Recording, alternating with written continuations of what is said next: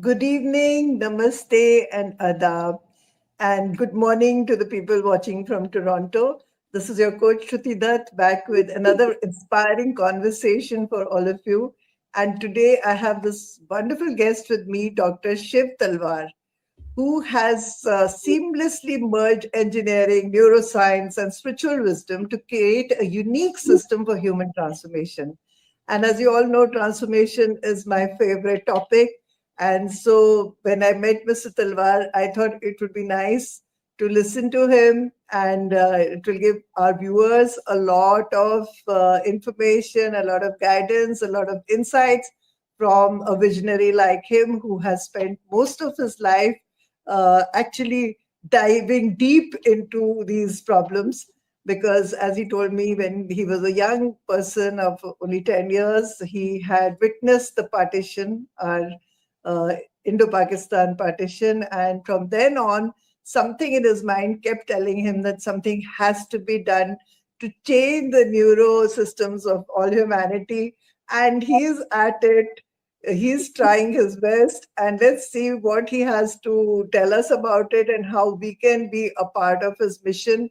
So his program is called Shen. He's a founder of Shen, which says Spiritual Heritage Education Network. Am I right, Dr. Talwar? You're very right, Shruti. All right. So I would like you to take over and tell us a little bit more about what is this Shen, what is it all about, and what are you doing exactly? You see, as you mentioned, when I was 10 years old, I experienced identity conflicts in India. And that kind of identity savagery I witnessed uh, kind of ignited my mind. I had to find a solution to it. And finding a solution to the identity problem of humanity became my passion and my purpose, a kind of a genoon or insanity of the mind. I thought of it at all times. And a little did I realize that I was looking at the problem of human ego identity. And uh, it has been eluding solution for millennia. People all over have been asking for controlling your identity, and humanity has been unable to do it. And there has not been uh, a viable solution offered. Suggestions were made, but not that made much difference. Yeah. So That you do was, talk about the humanity, the body as humanity's common ground, right? yes, I do. So, so if we, it suggests that of course, we all understand that we are all alike now. The world has become a global village, and we understand that everywhere around the world, the emotions are the same, the people are the same, and we cry and laugh for the same reasons. And but despite that, and I know what is going on in the world. Why is there so much war? Why are we fighting with each other? And why does this not stop? Like, we have seemed to have not learned anything from history. And what could be the major reasons? Do you think it's religion, or is it just, uh, that attitude of holier than thou or better than thou attitude which we humans have? And like, well, let's hear something about it from you. Like, how do you feel it can? I mean, do you think we are just like that and we can never change?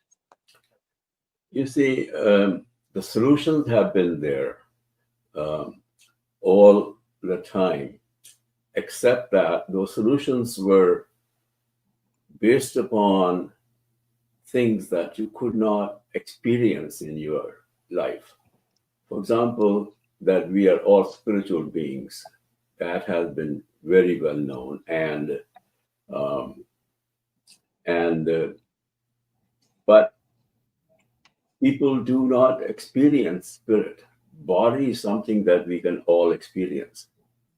And body is also the work of the spirit. Instead of saying that we are spiritual beings, we are essentially physical beings and spirit manifesting as that physical being.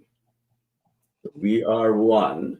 If you look at science, all matter is from one energy. If you look at spirituality, or everything is a manifestation of um, the spirit. And if you look at religion, God is one, and we are all children of the same God. You look at whatever, uh, the truth of that, whether it's spirituality, religion, or science, is that we are one, and that oneness has to be felt inside. And what separates us is that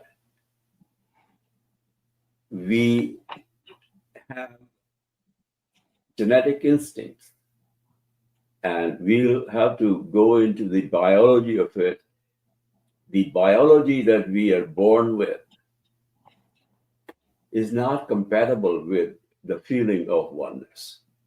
And what we have to do is change our biology. And there have been systems that have been worked out. For example, yoga is that system that essentially changes your biology. You get involved with the yogic methods, contemplative methods, and that contemplative methods produces a calm in the body that changes the biochemistry. And you cannot fight that change. That change has to happen. Whosoever will do those practices, those changes will happen in him or her, and that is the way uh, to transform. And somehow that message has not been going to the people, and we thought we Yes. do better taking that message through science. Okay. So you're looking at the scientific base of yogic exercises in your, courses. And but what I was, like you said, that we are all spiritual beings, and but we understand the physical being better, and it's difficult to connect to our spirituality, for everybody. So, but tell me something. Like religions are meant to make us more spiritual, isn't it? What do you say on that? And sometimes I actually think that when if all the religious leaders, like whether it was Muhammad, Christ, Krishna, Gurudev, anybody, so they all speak the same language. They all want the same thing. And then why? And I don't think they would ever fight with each other if they were sitting together. Then why is it that people following them are at war all the time? What is the reason? What is the neuro reason behind it? The reason The is scientific reason, because on the plane of it, you would think that, okay, because especially, when the corona came and it kind of made us understand that we are all one. It hit everybody. The corona did not check your religion to hit you. It did not check, where you're from and what you're following. But even despite that, even now, people are still, they've forgotten it all. They're back to me and you. And why does it happen? Like scientific, what is your scientific understanding of this? you see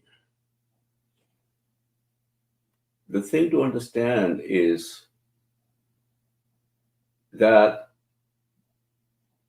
the wisdom that is spread in front of us is our biology is incompatible with it. It sounds like you're talking to me in Greek, and I can't understand Greek when you say we are all one, we are all from the same spirit, and God is one, we are all the children of God. We don't really believe it, or we do not really understand it, I would say. because there is a built-in biochemistry which is incompatible with that. And what we have to do is, instead of appealing to a person's mind, we got to change the way the person perceives, feels, and acts, thinks and acts biologically, rather than putting good ideas in their brain. That has never worked, or it has worked with a very limited success. If I have a calm mind and a peaceful mind, I can understand what you're talking about. If there is struggle going on in my own mind, and that struggle is survival related, okay, then there is competition sets in, and that is where the problem starts. And the survival instincts, there are 4 of them that come with our biology. Number 1 is fear of dying. And number 2 is that we have to eat. We have to sustain our body. We have to supply it with food to produce energy to live. And that is not something that we can choose to do, but we have to do. Okay? And then we have to reproduce, make babies to get the species going. That's built into us. These are called inbuilt survival instincts. And the another instinct that is built into us is the instinct of an I concept, a concept of me and mine. Whatever I am the best and the others are not. And whatever mine is, that is the best and the others is not. That is also built into us. An I concept. In animals, that concept gives them a feeling of safety in numbers. Okay, so it's called herd identity. In humans, it's called ego identity. That is just the difference of the terminology. They both work the same. I am a Hindu. If I live with other Hindus, I feel safer. If I live with Muslims, I don't feel safe. And survival is built into us. I don't want to die. I want to live in safety. And you can't get away from these 4. These 4 are inbuilt instincts. They are a gift of our genes to us. And we have to deal with them at the genetic level. We have to change the way our genes express themselves. They define our human condition. Our human condition is of uniqueness. I'm different. I'm better than you. That is what is there. And I feel safer with my own kind. I need a job that pays $1 million, but when I get that, I need a job that pays $10 million. All those things are built into us. So basically, you're saying that religion, instead of bringing us together, it has kind of created more divisions, and you are looking at placing yoga as a world religion higher than all these religions, so that people can reconnect with each other as human beings. Is that right?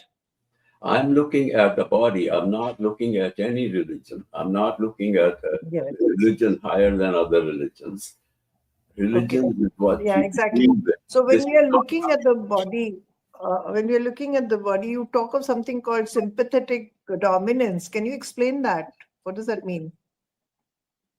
Sympathetic dominance. We have a nervous system, and a major part of a nervous system is what is called autonomic. Autonomic means it controls the autonomic or automatic functions that we of the body that we need to live. To live, I have to breathe, for example. I have to Right. breathe 24/7. My heart has to function 24/7. Exactly. And my blood has to be circulated 24/7 all through the body. Otherwise, I'll lose some parts of the body that doesn't get a blood supply.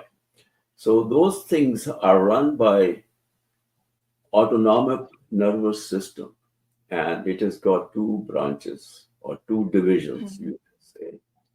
One division is called sympathetic, the other one is called parasympathetic. And the parasympathetic is activated when I need to move these functions, biological functions, at a higher rate. For example, I want to breathe faster, or when I want to increase the speed of my heartbeats and things like that, then the sympathetic nervous system is activated. And when I want to slow these things down, then the parasympathetic is activated. And survival instincts, I want to save myself now, not tomorrow. If there's a fire in the house, I have to run out now. So it is activity oriented. So survival instincts keep the parasympathetic activation low and sympathetic activation high. And that is the problem that we have to address. Right. And how do you propose to address that? It's simple. Whatever happens in our body and mind, automatically, we take charge of it, we make them happen with our own intentionality. Okay, for example, I'm breathing at 15 breaths per minute. I slow down by my own intention.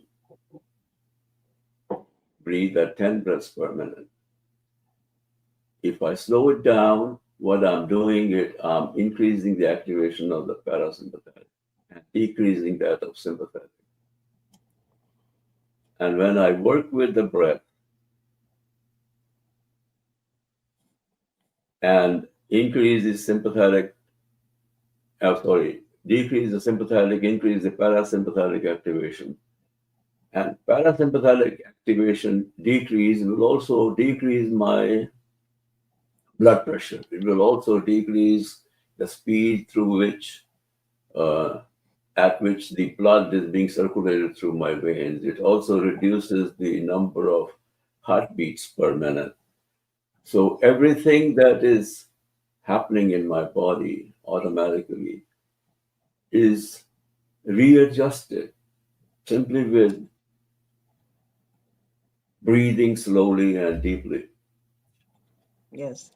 Okay. So The putting other, it the other thing simply, that happens, the other thing that happens is automatically is in my brain.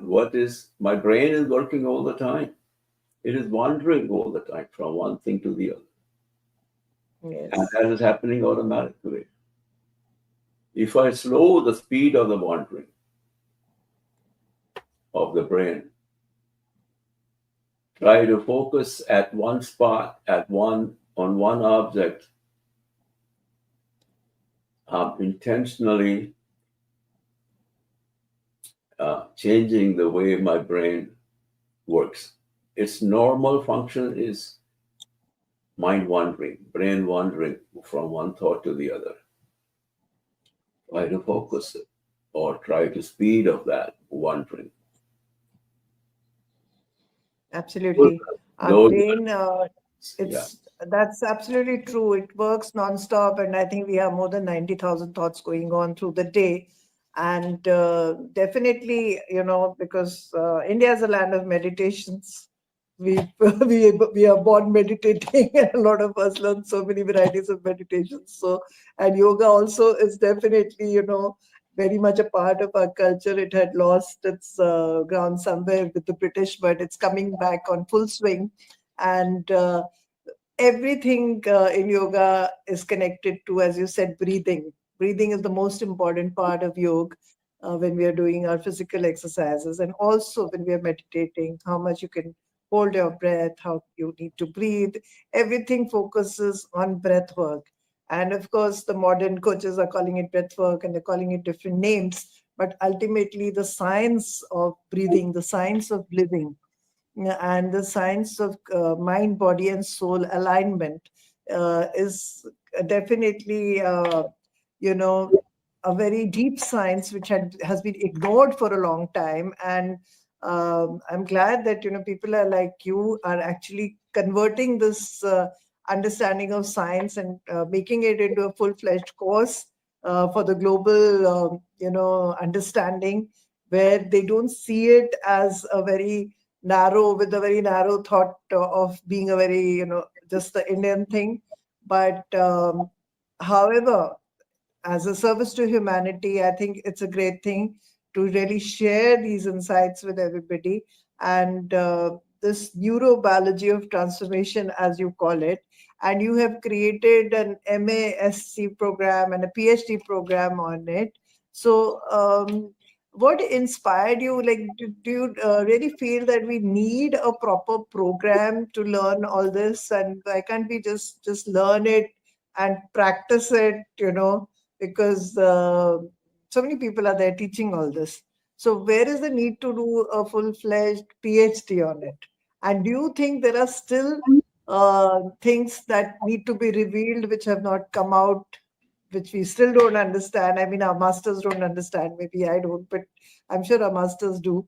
So, but is there more scope of, research and more scope of evolution in this field? Yes, there is. The thing is, it is a question of understanding how our body works and how does our mind work. First, we have to understand what is mind. What is Yes. mind? People don't understand what mind is and what is the connection between the mind and the body. For example, modern medical science is based upon duality between mind and body. Body is Yeah. corporeal, mind is not, therefore, there is no relationship between them. And this is the principle on which modern medicine. So Medicine. something goes wrong with the body, body is mechanical, so put some oil in this joint and put some chemical here, and you can fix it. And something goes on with the mind, sit a person down on the couch and put some good ideas in their mind, and that'll fix the mind. It doesn't work. It does not work. And or if it works with a limited success rate. People are living longer.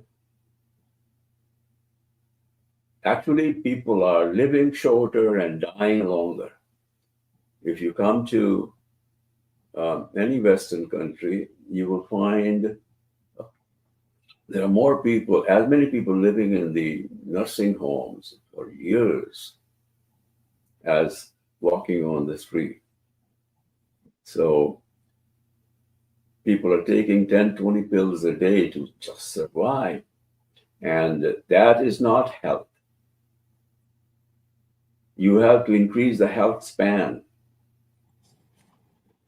Increasing Yes. lifespan does not make any difference to it. And Yes, I think these skills are very important, to learn these skills. We're not taught these skills in schools, and I'm sure, um, of course, people are catching up, but it's that this Western style of education does not focus any of these skills, which are very much required to, move on with life without anxieties, without depressions, without all these kind of problems.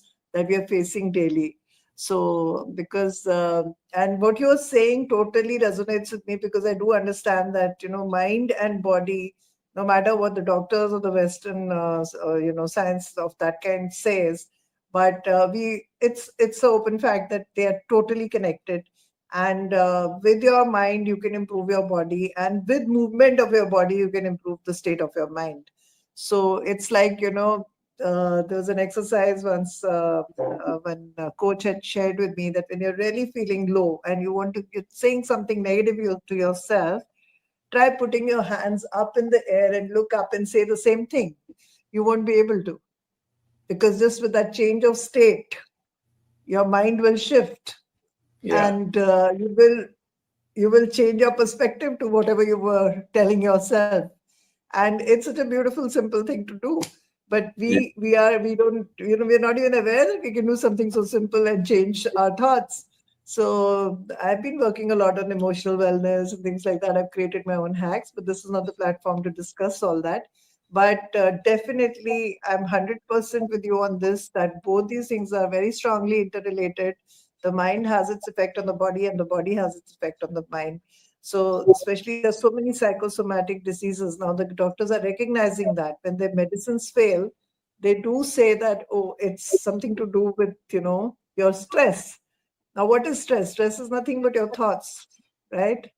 Your perception of things, and you're adding on more and more. The situations may be bad, but we end up adding a lot of negative with our own thoughts to those situations. And that's how we fall sick, isn't it? You see, we Are you have, with me on that? yeah, we have to understand the relationship between mind and body. And the relationship is very simple. Mind has been known in Sanskrit as antahkaran. Antahkaran means is the organ, inner organ. Okay. Yes, So mind is inside, whatever there is inside that drives the behavior of the external body. That is mind. And what is inside this body, underneath the skin, is my physiology. Underneath the yes, skin is my psychology and physiology both. They're driving my body. Okay. And right. So when biology, I met, life science teaches us uh, a lot that the practice of life sciences in medicine, for example, is not using, the idea of sympathetic and parasympathetic nervous system. Where do they come from? It comes from life sciences. And absolutely, the fact that if energize the parasympathetic, you go in a state of deep rest. Your body is resting, becomes calm and peaceful. Your mind becomes calm and peaceful. The number of thoughts that go through their mind decrease automatically. It is related. You take a deep breath, that changes the whole picture in your head of how you feel and how your body feels, how the mind feels. And if people cannot feel that calm inside, there cannot be peace absolutely, outside. absolutely. So If when the I met mind you, is already Dr. stressed, Talwar, your mind is stressed, there'll be no peace inside. And yes, no peace inside, there cannot be any peace outside. It's as simple as that. agreed on that. So when I And met you, Dr. Talwar, you spoke about, I think, 4 or 5 types of kaleshas. You remember? oh yeah, I remember those That, places. There are 5 of them. Number one, the worst yes, is the fear of death. yes, And then our likes and dislikes. What Likes, is the Sanskrit name for these kileshas? Can you just share that also with our audience? abhinavesha is the fear of death. Okay. Raga is the likes, are attachments and things like that. And dvesha is aversion. Right. And ahankar is the I and my sense that I was talking about. Absolutely. It is the ahankara that leads to identity and identity savagery that I saw in 1947. It is that Yes. ahankara. And all of that, the fifth one is avidya, ignorance, Ignorance. understanding. We don't even understand how our body works. We don't True. understand the bodily science is our biology, our neurology, our biochemistry. They drive our behavior. Whatever is inside of us, the chemicals inside of us, they decide how our neurons are going to be connected. And the connection of the neurons decide how we are going to perceive things, how we are going to feel about them, how we are going to think about them, and how we're going to act on them. It's all Yes. biochemical, biochemically driven. Our human condition is a problem of our lack of understanding of our own body and our mind, lack of understanding of our own body. Yeah, and I think that Whatever is is the lack, lack of inside of the skin. Yeah, go ahead. yeah, the lack of understanding of our body. Also, I think that is the reason that it leads to all the conflicts and the issues that we are seeing in the world today. And as you rightly say, that neurobiology and understanding of the body can become a very major support system in peace building, right? Yeah, And to have the next generation and even the people now, and also to move on to a generation which is more law abiding, we need to develop these kind of develop a kind of understanding and awareness among people, especially among the youth, so that they can carry this forward, and they can be probably better leaders than what we have today. So uh, I really feel that as strongly as you do. And but tell me, like, the framework you have created in Shen, like how does it help if a person starts practicing that framework? Does How will it actually work in a multicultural society, like multi-religious society? How have you structured it, and how do you propose that, what kind of neuro changes or transformation a person can go through and help others go through with your framework? okay. Let me tell you, uh, multicultural, um, pluralistic countries, whether you are multicultural or you are not, you may have homogenous uh, uh, citizenship, and you're going to have stress. Stress is not only in pluralistic society. Stress is a part of everybody. It's a biological state. Stress is considered to be a mental state, Yeah.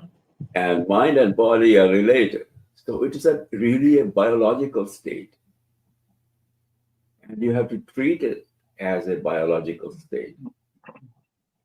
And the first thing that happens when you intentionally practice uh, whatever is happening automatically in our bodies and minds, if you intentionally change them, then what happens is you become resilient to stress. As a result, you avoid all the diseases that are related to stress. Yes. American Journal of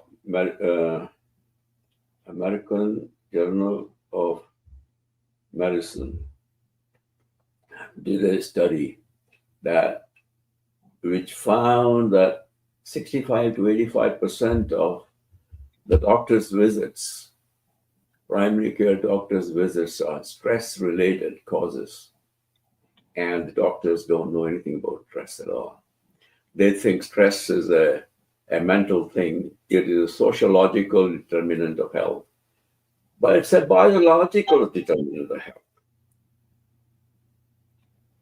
And certainly they can advise people how to breathe deep and get rid of their stress. They won't do that. They won't do that. They do not use their own science. How Yes. you deal with the sympathetic dominance that we are all stricken with, that is the cause of stress.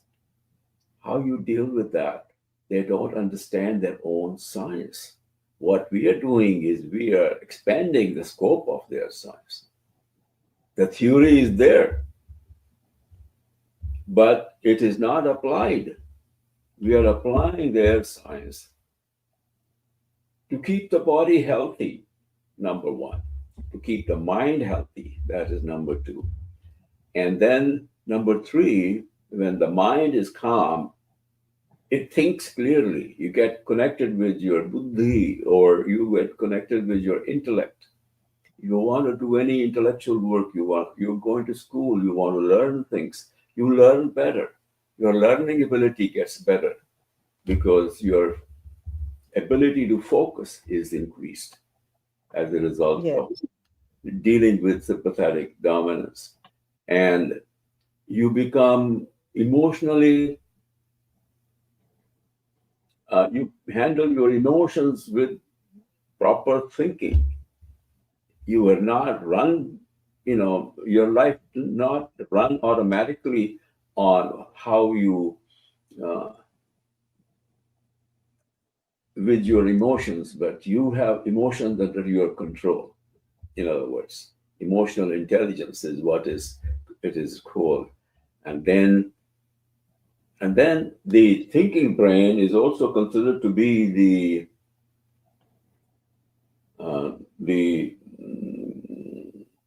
what is called the thinking brain is also called the executive brain.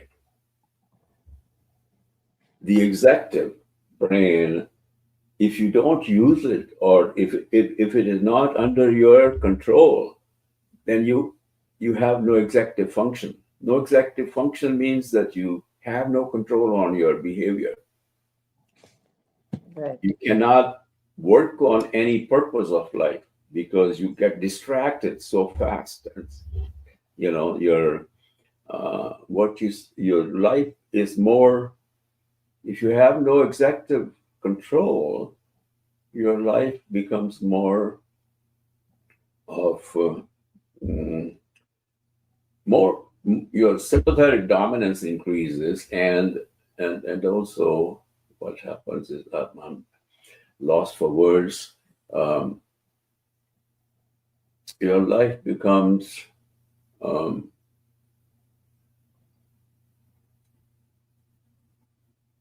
your It becomes a struggle all through. yeah, It's you kind can of you're struggling with yourself, with your emotions, yeah, and so on and so forth. and it kind of affects your performance as a person at work, at home, everywhere. I agree on that. It So, is but what do you think? Like you're talking about stress, and the doctors can't help when people are stressed. Basically, what is the root cause of stress? Like, lot has been said about stress management. Uh, Simple. see, the world is going to be as it is. Things are not going to be, everything can't be all rosy. The picture can never be completely rosy. And, you know, people say, okay, don't look at the half empty glass, look at the half full glass. And there are a lot of theories like that. But despite knowing all theories, everything, there is still people complain, like you said, 90% of the time people are feeling stressed. There's So, why is it that the brains, like you're talking of science and brain and everything, is all the time telling a person that, oh, darling, you're so stressed? And there's nothing you can do about it. the Why thing. can't the stress, why can't the brain say, okay, you're feeling stressed, so this is an indication that you need to flip, you need to change, do something else The that thing, makes you feel better, right? the thing is this: we think if we know what is good for us, we Hmm. should become good. It Yeah, doesn't. it doesn't Knowing work. what is good for us does not work. I Yeah, have. every cigarette packet has a statutory warning, I was a and smoker people at still one smoke. time, and I knew smoking was bad for me. It can kill me with cancer. I knew that very well. There is so much written on the connection of cancer and smoking, but Yes, that did not prevent me from smoking. Knowing is not enough. You have to change your body. That is where the mind is, inside the body. That is where mind is, how your body functions. right. That is how your mind functions, how my blood runs through my veins. That is how the body functions, how I breathe. That is how the body functions. That runs my psychology, how I control my blood pressure, how I control my blood sugar with simple practices like breathing and sitting still and doing nothing. Right. We are so activity oriented that we cannot sit still for 10 minutes. Our body starts to rebel. So at Shen, you're pushing, all these boundaries of the traditional health sciences and including the consciousness of holistic well-being, as you are just also sharing with us. So what are the, like, for an individual like me, what would you suggest, like, if I want to stay healthier, right? So what are the 3 or 4 things that I can incorporate in my daily life that would give me mentally and physically both healthier life in the years to come? I would say take a few minutes and sit still without moving any part of the body. Sit still.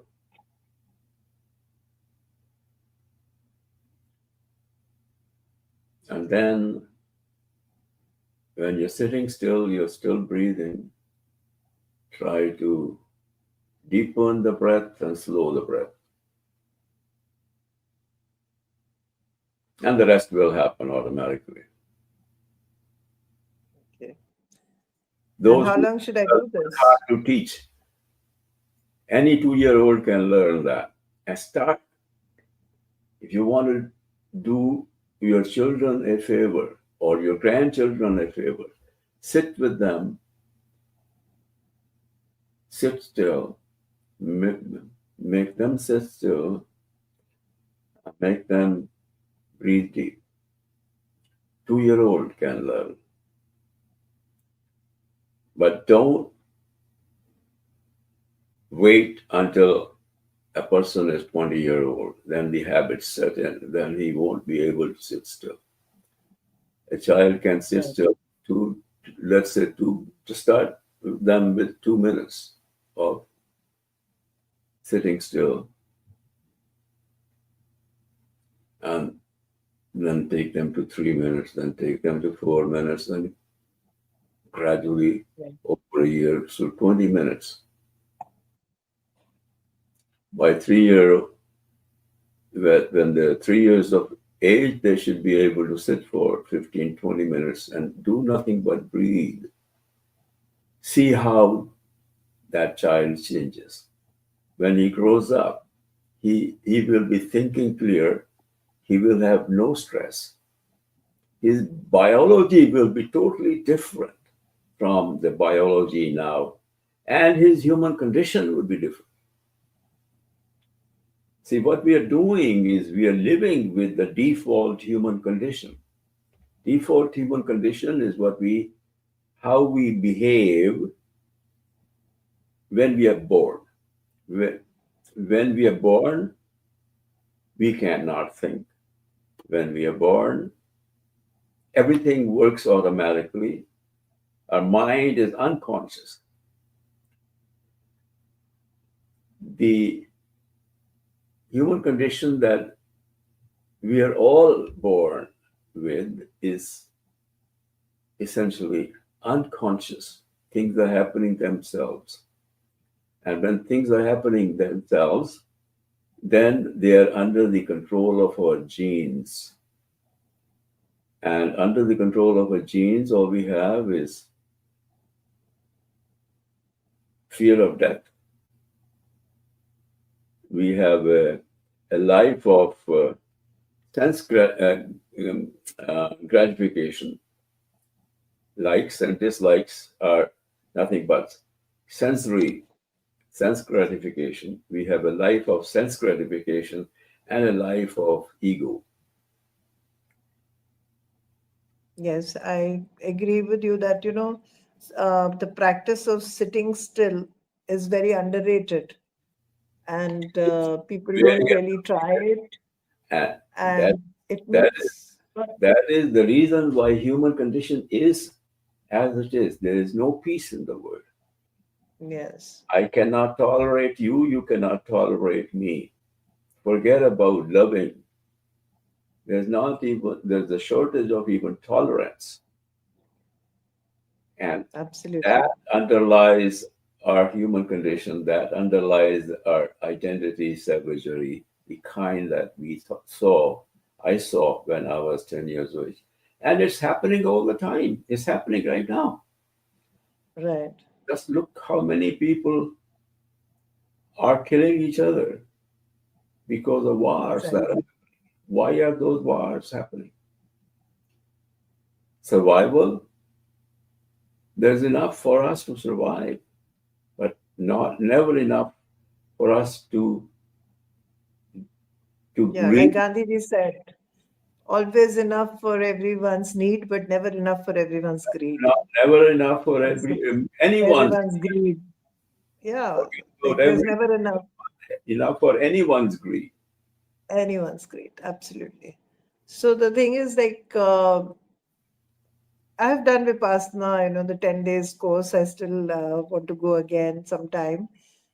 So there we have this practice of absolutely zero communication and, sitting still and meditating on our breath.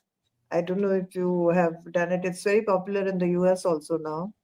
And I just went to with a skeptic's mind to try it out and see what it can do for me. So I said, everybody talks about it, and I had done a bit of Mon and all as a yoga practitioner, maybe 2 hours, 3 hours, not more than that. But to do it at a stretch of 10 days was challenging, and I was fortunate enough, I feel, to be have been able to do that because my perspective of life changed completely after I went through that. So nothing really, I feel, affects me that deeply as it used to, because as a woman, I was quite emotional and volatile and, reactive also at times. But all that changed completely after I went through that discipline, I would say. And that is like a testimonial for what you're saying, that I when you, I see that all the time myself. I'm a civil engineer by profession. Okay. yes, What did I know about health? What did I know about how to control uh, my life. It was running Yeah. by itself, running, uh, it was being run by four things. Those four things, as I mentioned to you, was Yeah. Basic default kaleshas try to, that we are born with. Yes, absolutely. and then earn a living to so that I can put food in my stomach. Yeah, And but somehow, yeah, don't you think, Dr. Talwar, I'm just cutting you short, but I would like your opinion on this. Like when you are looking at the world and you are, creating courses that can lead to world peace, you're putting in so much effort talking to people and making them understand from the science point of view and helping them to understand their body and their default systems and how they can live a better life and how they can help others to live a better life and doing so much of this work, doesn't it become overwhelming at times, and doesn't it annoy you when you feel that all the work that you're putting in is not giving you the kind of results you could hope for? So does that happen to you or it doesn't? I want to know. And if you feel like that sometimes, and how do you deal with it yourself? Like, what is your way of handling your own stress about these things? you see, it does not stress me. It gives me the kind of mental peace that I'm doing something for the good of humanity. And I know how difficult it is to change my own behavior. I want to change the behavior of the whole world. And it's a tall task.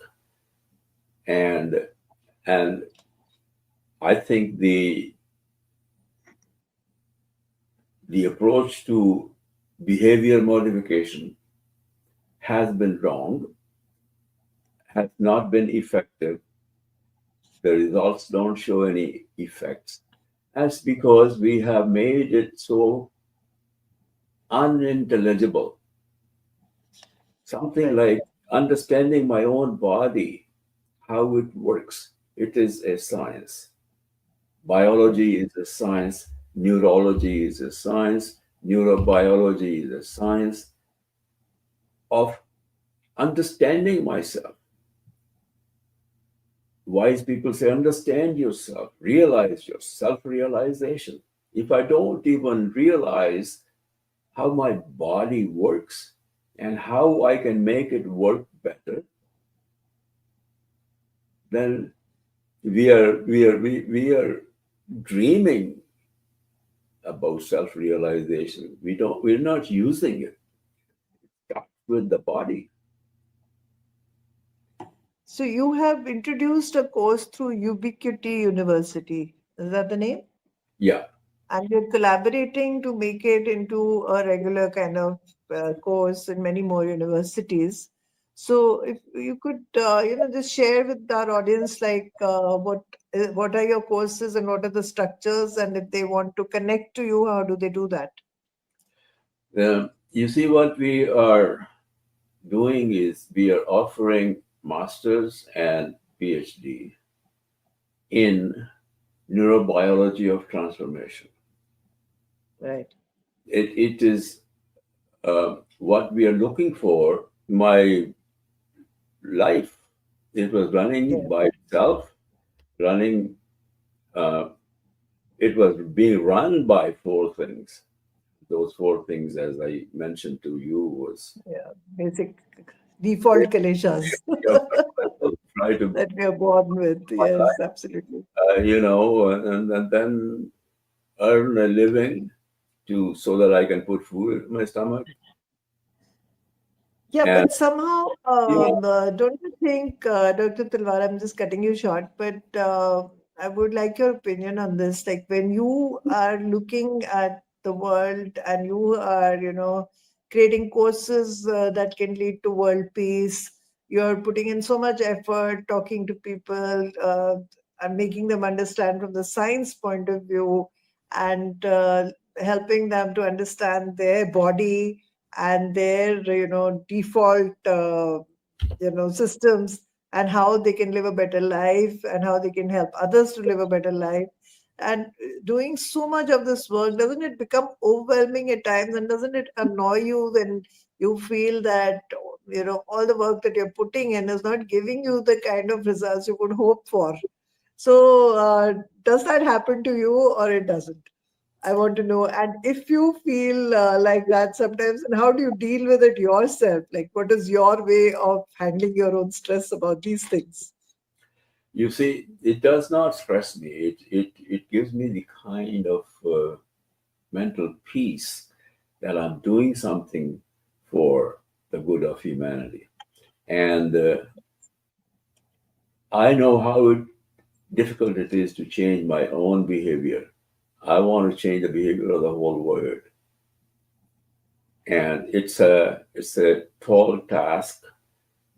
And and I think the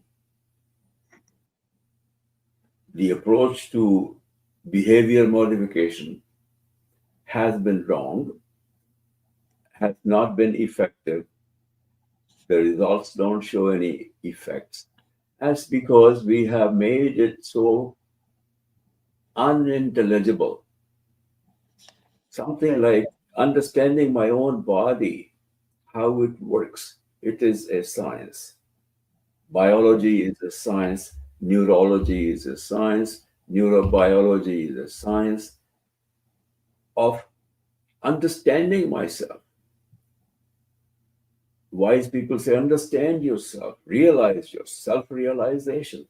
If I don't even realize how my body works and how I can make it work better,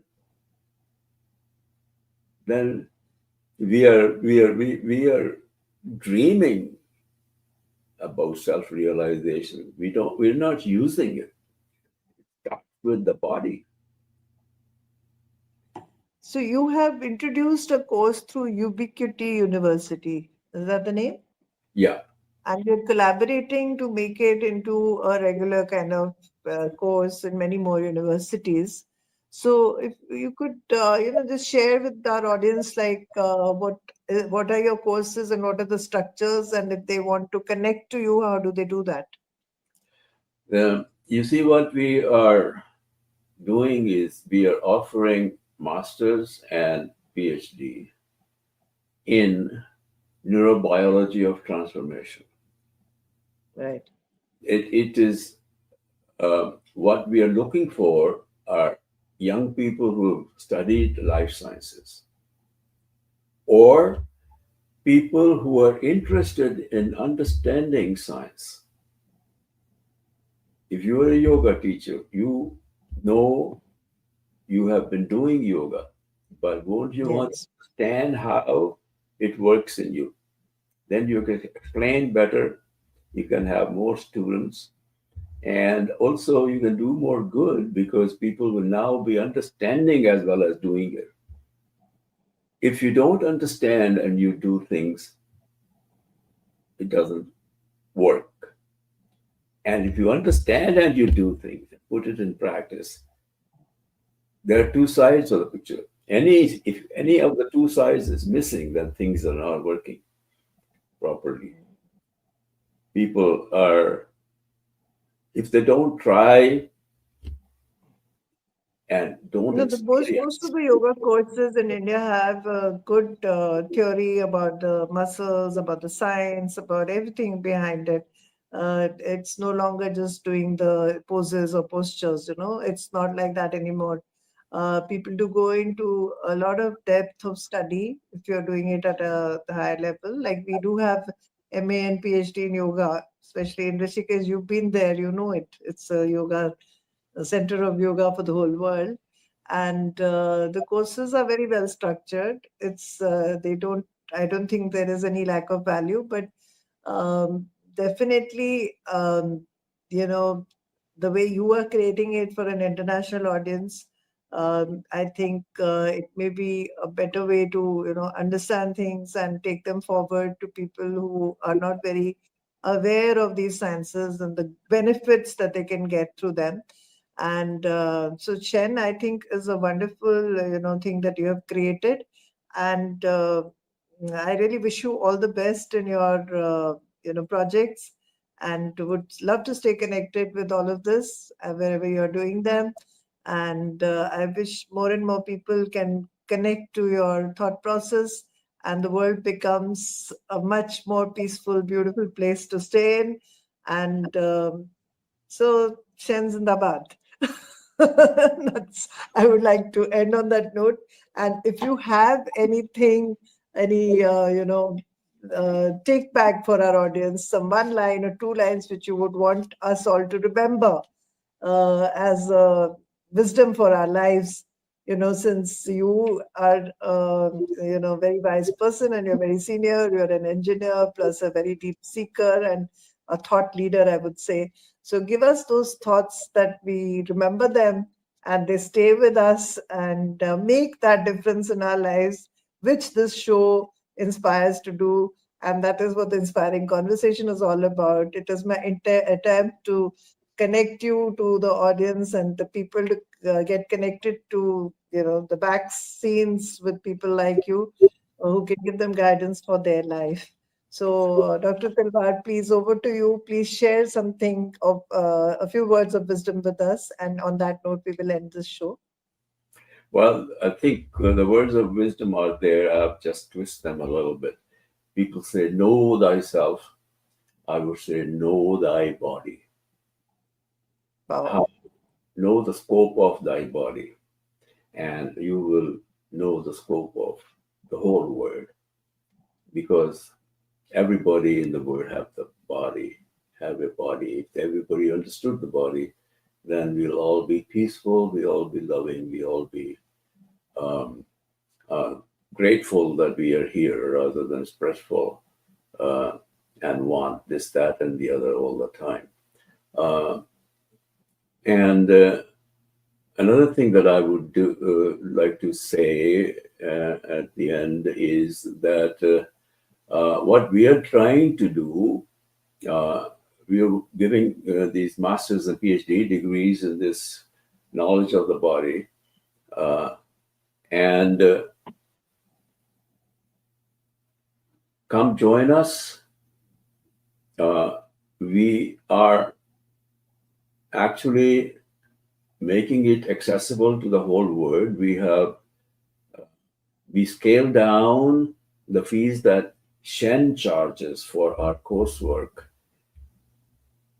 depending upon whether you're coming from a low-income country or a high-income country or an upper middle or lower middle country. India is a lower middle country.